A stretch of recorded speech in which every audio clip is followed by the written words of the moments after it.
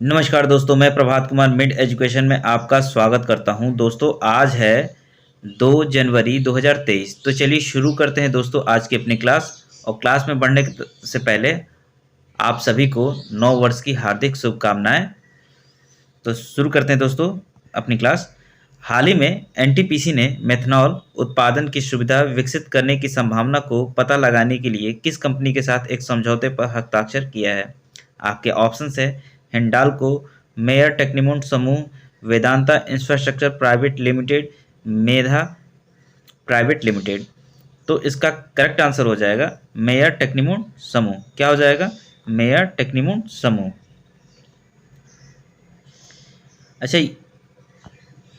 NTPC ने जो है इटली में जो स्थित मेयर टेक्निमोंट समूह की भारतीय सहायक कंपनी टेक्निमोंट प्राइवेट लिमिटेड जो है उसके साथ एक गैर बाध्यकारी जो है समझौता पर हस्ताक्षर किया है। और किस लिए किया है?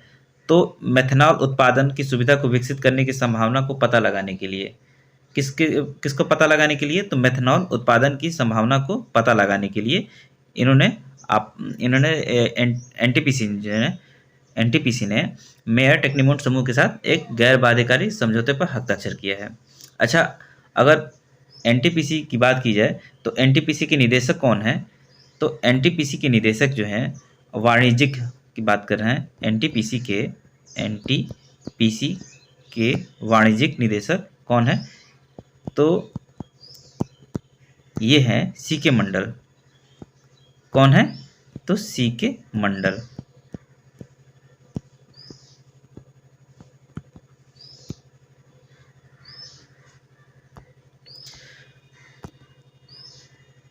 अच्छा दोस्तों, आपसे अगर पूछा जाए कि तारापुर ऊर्जा संयंत्र जो है कहाँ पे स्थित है? तो ये जो है महाराष्ट्र में है। तारापुर कहाँ पे स्थित है? तारापुर तारापुर जो है और काकापार काकापार कल्पाकम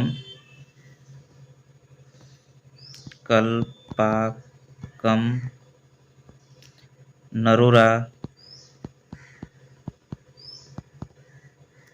ये जो ऊर्जा संयंत्र है कहाँ पे? तो तारापुर कहाँ पे है? तो ये जो है आपका महाराष्ट्र में स्थित है। कहाँ पे? महाराष्ट्र में। और काकापार ऊर्जा संयंत्र कहाँ पे है? तो ये है गुजरात में। और कल्पाकम परमाणु ऊर्जा संयंत्र कहाँ पे है? तो तमिलनाडु में है। कहाँ पे है? तमिलनाडु। और नरोरा कहाँ पे है? तो उत्तर प्रदेश में है। अच्छा, जो तारापुर है ये भारत का पहला है। तारापुर जो ऊर्जा संयंत्र है ये भारत का पहला है, जिसको 1969 में बनाया गया था। और किसकी सहायता से बनाया गया था? तो यूएसए की सहायता से इसे स्थापित किया गया था। किसकी सहायता से स्थापित किया गया था? तो यूएसए की सहायता से स्थापित किया गया था। और कुंडनकुलम परमाणु विद्युत परियोजना जो है कहाँ पे स्थित है? तो ये भी है जो तमिलनाडु में ही स्थित है। कहाँ पे स्थित है? तो तमिलनाडु में। तमिलनाडु में। और वर्ष 2002 में इसका निर्माण किया जाता है और आरंभ वर्ष 2013 में 2000 2013 में इसे चालू किया जाता है। अच्छा, ये जो है 1000 मेगावाट का बिजली उत्पादन करता है। 1000 मेगावाट के यूनिट की बिजली उत्पादन करता है। इसमें 2 यूनिट लगे हुए हैं। और जो पहला जो यूनिट है 2013 से विद्युत का उत्पादन कर रहा है।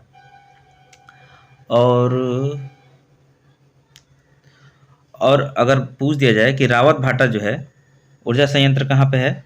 तो राजस्थान में है। ये सब परमाणु ऊर्जा संयंत्र की बात कर रहा हूँ मैं। कहाँ पे है? तो राजस्थान में रावत भाटा। और कैगा कहाँ पे है? तो कर्नाटक में है।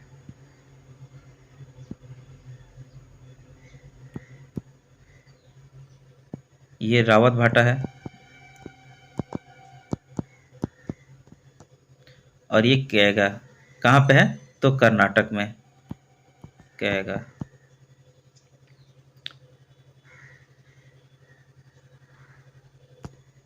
बढ़ते अपने नेक्स्ट क्वेश्चन की तरफ।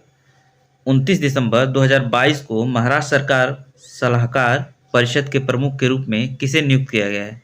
आपके ऑप्शन है विजय शेखर शर्मा, एन चंद्रशेखरन, अरविंद घोष या एन श्रीनिवासन। तो इसका करेक्ट आंसर हो जाएगा एन चंद्रशेखरन। कौन हो जाएंगे? तो एन चंद्रशेखरन। ये टाटा सन्स के अध्यक्ष भी हैं। किसके अध्यक्ष हैं? तो टाटा सन्स के, टाटा सन्स के अध्यक्ष भी हैं।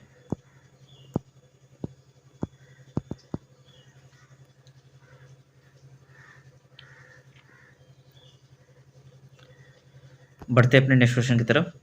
हाल ही में महिला उद्यमी को वाहन ऋण प्रदान करने के लिए एशियाई विकास बैंक ने किसे 10 करोड़ का ऋण देने की मंजूरी दिया है? आपके ऑप्शन हैं Shriram finance, Utkarsh small finance, Paytm payment bank या एयरटेल पेमेंट बैंक। तो इसका करेक्ट आंसर हो जाएगा श्रीराम फाइनेंस लिमिटेड। क्या हो जाएगा? Shriram finance limited. अच्छा, इसके जो सीईओ कौन है? श्रीराम फाइनेंस बैंक लिमिटेड के सीईओ कौन है? तो इसके सीईओ जो हैं वाई एस चक्रवर्ती हैं। कौन है? तो वाई एस चक्रवर्ती।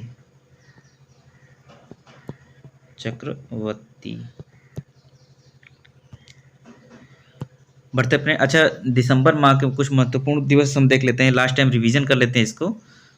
और कल से जो कल से जो करंट अफेयर आएगी उसमें हम जनवरी का कवर करना शुरू करेंगे। 1 दिसंबर को क्या मनाया जाता है? तो विश्व एड्स दिवस मनाया जाता है। क्या मनाया जाता है? तो विश्व एड्स दिवस मनाया जाता है।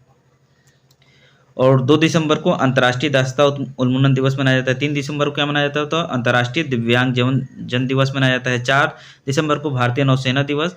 5 दिसंबर को विश्व मृदा दिवस। 7 दिसंबर को अंतर्राष्ट्रीय नागरिक उड्डयन दिवस। 10 दिसंबर को विश्व मानवाधिकार दिवस। 11 दिसंबर को अंतर्राष्ट्रीय पर्वत दिवस। 14 दिसंबर को ऊर्जा संरक्षण दिवस। 16 दिसंबर को विजय दिवस मनाया जाता है। क्या मनाया जाता है? तो विजय दिवस मनाया जाता है। 18 दिसंबर को अंतर्राष्ट्रीय प्रवासी दिवस मनाया जाता है। 22 दिसंबर को राष्ट्रीय गणित दिवस मनाया जाता है। 23 दिसंबर को राष्ट्रीय किसान दिवस मनाया जाता है। 24 दिसंबर को राष्ट्रीय उपभोक्ता अधिकार दिवस मनाया जाता है। 25 दिसंबर को राष्ट्रीय सुशासन दिवस मनाया जाता है। 26 दिसंबर को वीर बाल दिवस मनाया जाता है। ध्यान रखिएगा दोस्तों। और आने वाले समय में मैं केवीएस के लिए कुछ करंट अफेयर के क्वेश्चंस ला रहा हूँ। एक सीरीज चलाएंगे हम इसको। आप लोग प्लीज़ मेरा सपोर्ट कीजिए और ज़्यादा से ज़्यादा आप उस वीडियो को शेयर कीजिएगा। बढ़ते अपने नेक्स्ट क्वेश्चन की तरफ। निम्नलिखित में से किस संस्थान ने G20 साइंस वर्किंग ग्रुप के सचिवालय के रूप में नामित किया गया है? आपके ऑप्शंस हैं लखनऊ, कोलकाता, दिल्ली, बेंगलुरु। तो इसका करेक्ट आंसर हो जाएगा बेंगलुरु। क्या हो जाएगा? बेंगलुरु। अच्छा, जो नवंबर में G20 की शिखर सम्मेलन का आयोजन किया गया था वो कहाँ किया गया था? तो बाली में। कहाँ? तो बाली में। बाली में। बाली इंडोनेशिया में। इंडोनेशिया। कहाँ पे किया गया था? तो बाली इंडोनेशिया में किया गया था। अच्छा, कब से कब तक किया गया था? अगर ये पूछ दे कि कब से कब तक किया गया था तो 15 से 16 नवंबर। 15 से 16 नवंबर के मध्य, 16 नवंबर 2022। और इसकी थीम क्या थी? अगर थीम की बात की जाए तो थीम क्या थी? तो recover together recover strong. Recover together recover strong.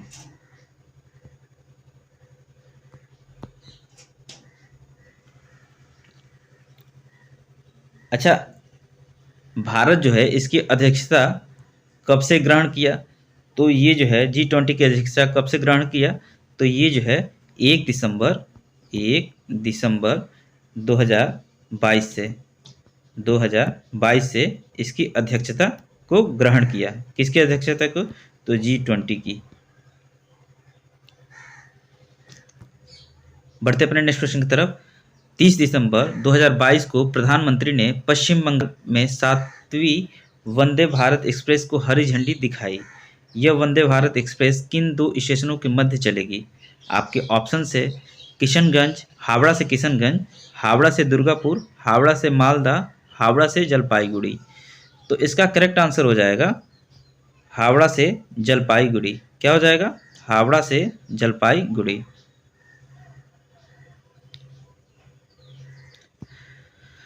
Bharat की पहली जो है वंदे भारत एक्सप्रेस ट्रेन जो है कहाँ से चला था? तो दिल्ली से वाराणसी चलाई गई थी। कहाँ से चलाई गई थी? दिल्ली से और वाराणसी के बीच में चलाई गई थी। और ये भारत की पहली जो है वंदे भारत एक्सप्रेस ट्रेन थी जो दिल्ली और वाराणसी के मध्य चलाई गई थी। इसका संचालन जो है 2019 में किया गया था। कब किया गया था? तो 2019 में किया गया था। दूसरी वंदे भारत ट्रेन जो है दिल्ली से कटरा के मध्य चलती है। कहाँ से कहाँ के मध्य चलती है? तो दिल्ली से कटरा के मध्य चलती है। तीसरी वंदे भारत एक्सप्रेस ट्रेन कहाँ से चलती है? तो ये जो है मुंबई सेंट्रल से गांधीनगर के मध्य चलती है। और चौथी वंदे भारत एक्सप्रेस ट्रेन कहाँ से चलती है? तो हिमाचल के ऊना से चंडीगढ़ होते हुए नई दिल्ली पहुँचती है। और पाँचवीं वंदे भारत एक्सप्रेस ट्रेन जो है चेन्नई बेंगलुरु से मैसूर के रूट पर चलती है। छठवीं वंदे भारत एक्सप्रेस जो नागपुर के और बिलासपुर के मध्य चलती है। कहाँ से कहाँ के मध्य? तो नागपुर और बिलासपुर के मध्य चलती है।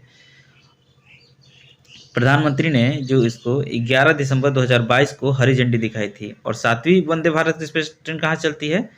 तो ये जो हावड़ा से जलपाईगुड़ी के मध्य चलती है। ध्यान रखिएगा, पूछता है क्वेश्चन।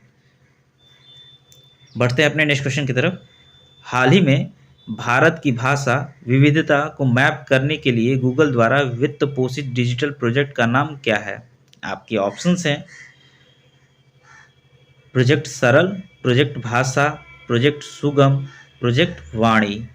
तो इसका करेक्ट आंसर हो जाएगा प्रोजेक्ट वाणी। क्या हो जाएगा? प्रोजेक्ट वाणी। बढ़ते अपने नेक्स्ट क्वेश्चन की तरफ। हाल ही में ब्राजील के किस दिग्गज फुटबॉलर का 82 साल की उम्र में निधन हो गया? आपके ऑप्शंस हैं पेले, पेड्रो, विनी जूनियर एंड टीनो।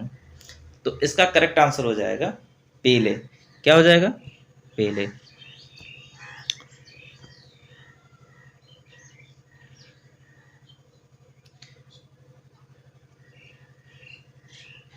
तो नेक्स्ट क्वेश्चन है विश्व ब्लिट्स चैंपियनशिप में भारत की कोनरू हेम्पी ने महिला वर्ग में कौन सा पदक जीता था? आपके ऑप्शंस हैं स्वर्ण, कांस्य, रजत या इनमें से कोई नहीं। तो इसका करेक्ट आंसर हो जाएगा स्वर्ण। क्या हो जाएगा? स्वर्ण।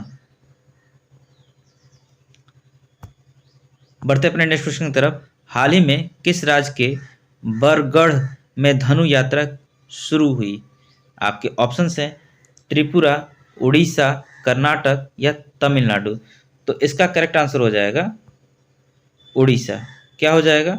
उड़ीसा। अच्छा, उड़ीसा की बात आई है तो सीएम कौन है यहाँ के? तो सीएम कौन है? नवीन पटनायक। कौन है? नवीन पटनायक। और राज्यपाल कौन है? तो राज्यपाल हैं गणेशी लाल।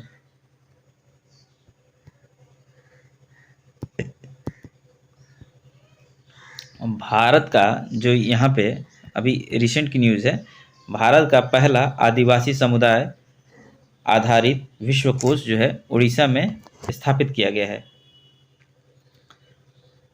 और भारत की पहली शतरंज अकादमी जो है उड़ीसा में स्थित है। अच्छा, योजना कौन कौन सी है यहाँ की? तो योजना हम देख लेते हैं। योजना में पहली योजना जो है वर्षा जल संचयन योजना। कौन सी? तो वर्षा जल संचयन योजना। वर्षा जल संचयन योजना। दूसरी कौन सी है? तो ये जो है शिक्षा पुरस्कार योजना, शिक्षा पुरस्कार योजना। तीसरी कौन सी है? तो बलिराम योजना।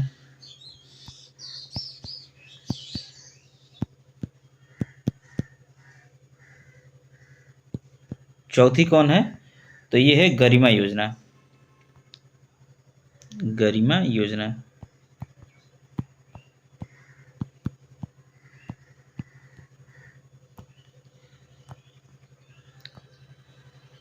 अच्छा, यहाँ के नेशनल पार्क कौन कौन से हैं? तो पहला है भीतरकनिका राष्ट्रीय उद्यान, और चिल्का झील जो है भारत की पहली, यहाँ पे जो चिल्का झील है वो भारत की पहली रामसर साइट है। Nalabala bird sanctuary, Gahirmatha, Wheeler island जो है यहाँ पे है, हीराकुंड जलाशय भी है जो विश्व का सबसे लंबा बांध है, और काला हांडी जो है, याद रखिएगा काला हांडी भारत का जो इट्रिया कहा जाता है वो यहीं पे स्थित है। बढ़ते हैं अपने नेक्स्ट क्वेश्चन की तरफ।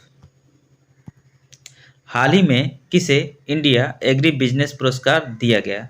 आपके ऑप्शन है राष्ट्रीय मत्स्यिकी विकास बोर्ड, राष्ट्रीय पशुपालन विकास बोर्ड, राष्ट्रीय अनुसंधान केंद्र, बोकारो इस्पात संयंत्र लिमिटेड।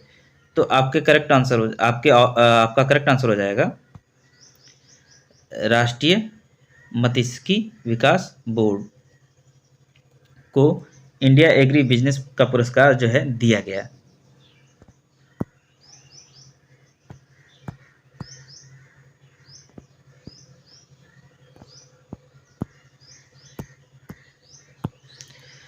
और हमेशा की तरह अवार्ड्स को जो है हम रिवीजन कर लेते हैं। गूगल फॉर डूडल अवार्ड 2022 प्रतियोगिता के विजेता कौन है? तो श्लोक मुखर्जी रहे हैं। तिब्बतियों के सर्वोच्च धर्मगुरु को जो है गांधी मंडेला अवार्ड से सम्मानित किया गया। मधु कांकरिया को 31वें बिहारी पुरस्कार से सम्मानित किया गया। उनकी कृति किसके लिए? तो हम यहाँ थे। और डॉक्टर माधव हाड़ा को 32वां बिहारी पुरस्कार से सम्मानित किया गया। उनकी कृति पचरंग चोला पहर सखीरी से सम्मानित किया गया। शशिकला पांडे और गंगा जोशी को राष्ट्रीय नाइटिंगेल पुरस्कार प्रदान किया गया।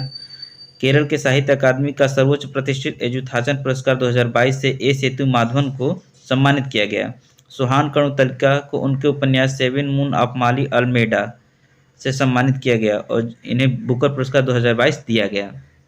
7 मून ऑफ माली अल्मेडा के लिए बुकर पुरस्कार 2022 दिया गया। खालिद जावेद को जेसीबी पुरस्कार 2022 से सम्मानित किया गया और केनरा बैंक को बैंक ऑफ द ईयर का पुरस्कार दिया गया। साउथ इंडियन एजुकेशन सोसाइटी को राष्ट्रीय उत्कृष्टता पुरस्कार से वेंकैया नायडू को सम्मानित किया गया और स्पाइस जेट को जो है safety performance of the year जो है पुरस्कार जीता है।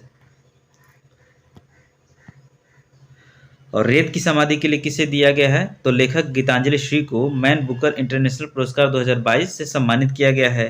31वां सरस्वती सम्मान 2021 किसको दिया गया है? तो प्रोफेसर राम दरस मिश्रा को दिया गया है। और मीना सुचोई को मिस अर्थ चुना गया। जम्मू कश्मीर को Ayushman Bharat health account ID generation में प्रथम श्रेणी का पुरस्कार दिया गया। थल्लिप प्रदीप को विन फ्यूचर स्पेशल प्राइज 2022 प्रदान किया गया। प्रभु चंद्र मिश्र को अटल सम्मान पुरस्कार से सम्मानित किया गया। कंबोडिया में आयोजित जो है तीसरे ASEAN Bharat grassroot innovation forum में शालिनी कुमारी को प्रथम पुरस्कार मिला। और भारतीय विशिष्ट पहचान प्राधिकरण जो है यहाँ पे सरकारी क्षेत्र में सर्वोत्तम कार्य के लिए शीर्ष डेटा पुरस्कार कब प्राप्त किया है? नई दिल्ली में स्थित भारतीय विशिष्ट पहचान प्राधिकरण का मुख्यालय ने प्रतिष्ठित GRIHA अनुकरणीय प्रदर्शन पुरस्कार 2022 जीता है। सुदीप सेन शोभना कुमार को संयुक्त रूप से रविंद्रनाथ टैगोर साहित्य पुरस्कार 2021-22 जो है दिया गया। दोस्तों, अगर ये वीडियो आपको अच्छा लगा हो तो प्लीज़ इस वीडियो को लाइक कीजिए, शेयर कीजिए और हमारे चैनल को सब्सक्राइब कीजिए। और दोस्तों, आज शाम को मोस्टली आज कोशिश करेंगे कि आज शाम को हम KVS का जो करंट अफेयर है उसको हम आपके बीच लेकर आएंगे।